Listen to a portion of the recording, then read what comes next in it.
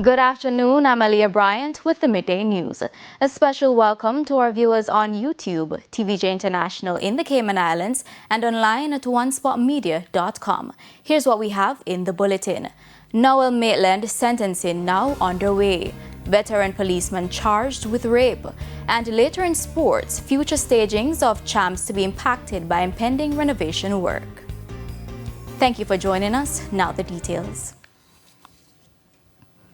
The sentencing of convicted murderer Noel Maitland is underway in the Home Circuit Court in downtown Kingston.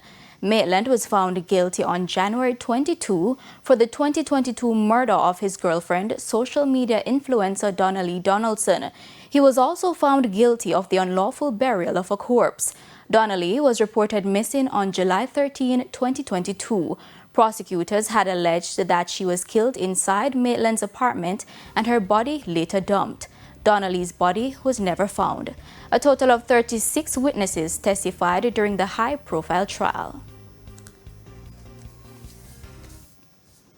The father of slain 8-year-old Daniel Rowe, whose 2023 murder shocked the nation, has been arrested and charged with rape. Police Corporal Norval Rowe, a 24-year-old veteran of the Jamaica Constabulary Force, JCF, was on Thursday taken into custody at the Central Village Police Station in St. Catherine following a ruling from the Director of Public Prosecutions, DPP. Now, according to reports, the DPP ruled that Rowe be charged after his allegations surfaced that he sexually assaulted a 16-year-old girl at the same Central Village police facility where he was stationed. He was taken into custody by his colleagues. Now, the JCF has not yet released additional details on the latest allegations, nor indicated whether Rowe will be placed on suspension or interdiction pending court proceedings. His daughter, Daniel, was abducted from her school in Portmore, St. Catherine, and later killed. In that case, Rowe's then-lover, Coyote Satchel, was arrested and subsequently sentenced to life in prison for the child's murder. To a TVJ News follow-up, more details are emerging about a fatal shooting on Ruthven Road in St. Andrew last night. According to police reports, a motor vehicle with 2 male occupants was stopped along Ruthven Road for a traffic violation. During a search of the vehicle, a firearm was allegedly found under a seat in the vehicle. Now, while it was being retrieved, the police stated that a struggle occurred between one of the occupants and an officer over the weapon. The man was subsequently shot by the police and later pronounced dead at the hospital. The other occupant of the vehicle was taken into police custody. In a statement, Indecom says it is investigating the matter. The concerned officers have been served with Section 21 notices pursuant to the Independent Commission of Investigations Act 2010 to submit statements and/or attend interviews. The recent incident increases the total fatal shootings by security forces for the month of March to 14 persons. Year to date, 65 persons were shot and killed by the security forces, while comparatively in 2025 for the same period, 64 persons were shot and killed. Tensions are rising in St. Catherine as relatives of a man fatally shot by police again took to the streets demanding swift justice. This comes days after lawmen said the shooting was a case of mistaken identity. Now, relatives and community members gathered in the Churchpen community, holding placards and chanting for justice. They say that despite the claim of mistaken identity, they are frustrated by the slow pace of the investigation and want answers.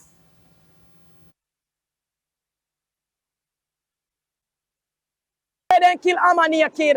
You know, so as a underpants him like I come in for dance. Talk it truth. And then can't get away. We want justice, Amma. We want justice, my cousin. This too much. This too much. It's time for a break. Stay with us. More stories when we return.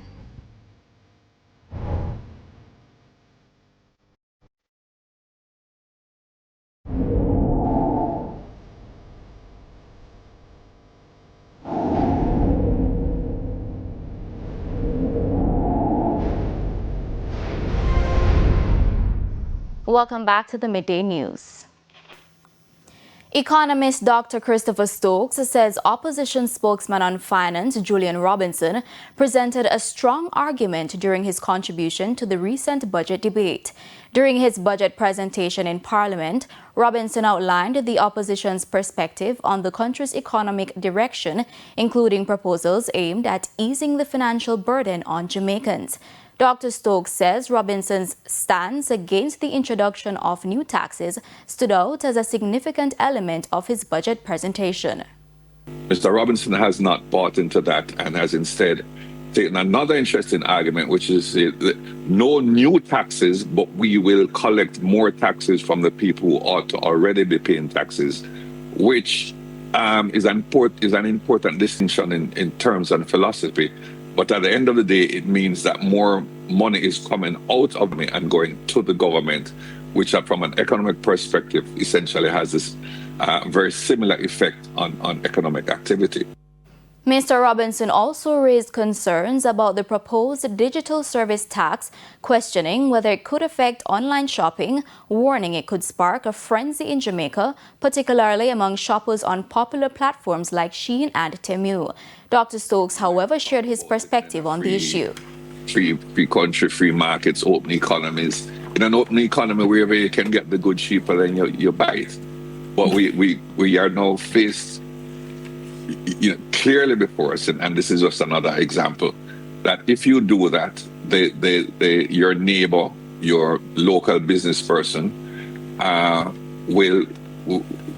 is likely, who is not able to produce either the quality, the product itself, the quality, or the price that is beneficial to you, will lose out. And this is part of the whole free trade debacle that has engulfed the world.